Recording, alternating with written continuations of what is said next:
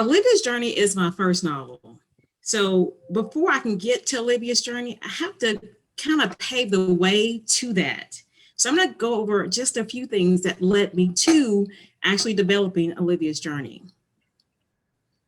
I'm going to ask myself some questions, so I'm just going to answer them. It says, when did I fall in love with writing? First, I had to conquer the fear of reading to an audience. Decades ago, I did not think I would survive sixth grade reading class. Elementary school was a blur. If there were a yearly award for shyness, I would hold the title each year. I remember reading aloud sessions. Just three more classmates to go until it was my turn. My mouth was too dry to request a restroom break. My hands would sweat as if I would just beat my best friend in a freestyle sprint race. The problem was, we were not on the playground, where my classmates would marvel at my work with the kickball. I dribble a ball as if I were the daughter of Kareem Abdul-Jabbar. We were reading. One more classmate to read. I was next. I glanced at the clock again. Maybe we would have a fire drill, but it'd be real. The entire south wing of the school would engulf in flames. But after we all exited the building safely, the sixth graders would lose all of their materials. Then later, we would learn that all of our readers would not be replaced until what? The summer. By then, I would have been on my way to seventh grade. However, my imagination was just that, my imagination. Last year, I had the privilege to speak to a select group of junior and senior young ladies at my former high school, Moss Point, Mississippi, USA. One of the students asked me, when did you fall in love with writing? I shared my story of fears, from fear to faith. I had to fall in love with reading first, and I did. My sister Sabrina introduced me to Danielle Steele, romance novels at the age of 12. Now, as a mom, I wanted to instill those best practices earlier in my children. My son was reading at 3, my son was reading at 4, my daughter at 3. And now I'm an English teacher. I have the privilege to instill those same skills in the next generation. I am teaching ninth grade English, and my students are pulling together their first anthology project. My students are required to choose a personal novel and compose a narrative essay, whereas they identify with the character and relate with the main character. There is no way you can separate reading and writing. 10 years ago, 2010, I had to rely heavily on those same skills to get me through tough times. I began writing professionally when I lost my best friend, my husband. Reading and writing allowed an avenue of escape. In 2014, I wrote my first stage play, which has become a light series. Here is Just a Little Sunshine, Only a Shadow, and After the Rain. Then I worked my 6-act play Off the Court, and it is actually live on Vimeo On Demand and on YouTube. And of course, these are my children on here. I am also the founder, as he said, founder and CEO of Mississippi Speaker Connection. It is a public speaking forum where invited guests share their why, their purpose. Now, Olivia's Journey.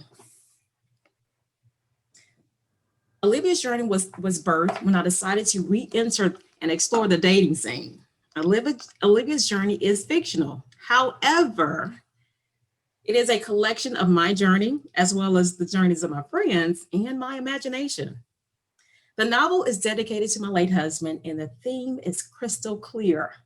One must have a clear purpose and be willing to go wherever that path may lead. The poet Langston Hughes puts it best. I have discovered in life that there are ways of getting almost anywhere if you want to go, if you really want to go. What is the process of finding a publishing company that is right for you? Well, for me, it was the amount of exposure that I wanted and what they could offer. I wanted to have book signings in Barnes and Noble. I did.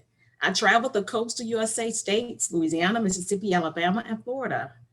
My writings were not, many writers are not comfortable with that, giving 40% of your earnings to company. However, new author, and I didn't have a printing press in my backyard. So I chose Westbow Press. They offered me the opportunity to have my novels available on just about any online platform with major retailers such as Walmart and Target. And all of the Barnes and Noble stores that I could not travel, many phone calls and emails across the US, managers agreed to place my novel on their shelves. Yes, in Hawaii and Alaska. Now, question is, this is where I failed. How did I choose an editor? I had my sources, and I'm an English teacher, so all my friends, and I'm a friend with 4 degrees. However, the company offered their services, of course, for a fee, but these were contracted editors. So guess what happened? Well, I had a professional editor just repolish my manuscript. Now I'm in the process of resubmitting. This is in addition to writing my sequel of my journey, of Olivia's journey, which is called Her Detour. And that is I'm very, very excited about. Now, will I choose that publishing company again? No. I did not I don't have one in mind, but it is my hope to become a traditionally published author. It is my hope that my stage plays will become screenplays. It is my hope to find a literary agent or one will find me. Now, next question. Have I finally discovered my purpose? I believe I have. As a formerly young woman, it was instilled and ingrained in us about a man finding us. This was the same goal of all my friends as well. We thought that we must be engaged right after college, settle down, have 2.5 children, a dog, and a white picket fence. No one ever asked me what I thought my purpose was if I never married or had children. Now I am clearly able to share this wisdom to so many and to encourage single ladies to be comfortable in their singleness. Life happens. It is up to us to create our own journey and to enjoy the ride. By the way, this is a side note. I added a fictitious brand, My Journey, under my LGM production label. This moves me legally to create my own brand and secure the title. And that's what you see here, My Journey. Now, during the summer, this past summer, of course, if I was in-house, we're experiencing the pandemic now, I hosted a virtual book club because I wanted a deeper bond with the ladies because we all have similar paths. And after the book club, I decided to stay connected. So I created a private Facebook page. Here's a quote that my husband used to say to me often, my late husband used to say to me often. It says, take it all one day at a time and enjoy the journey. And this is by Christy Bartlett. Those were his words. And it's taken me 10 years to get there. Now I'm walking with my red shoes. We know that red symbolizes what? Forgiveness. Because sometimes, guess what? We stumble, we fall.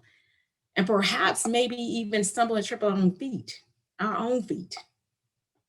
But we bounce back. And sometimes we bounce back with a spring. And as an entrepreneur, this is what I live by. This is what I have decided to live by. And it has helped me with whatever life throws my way.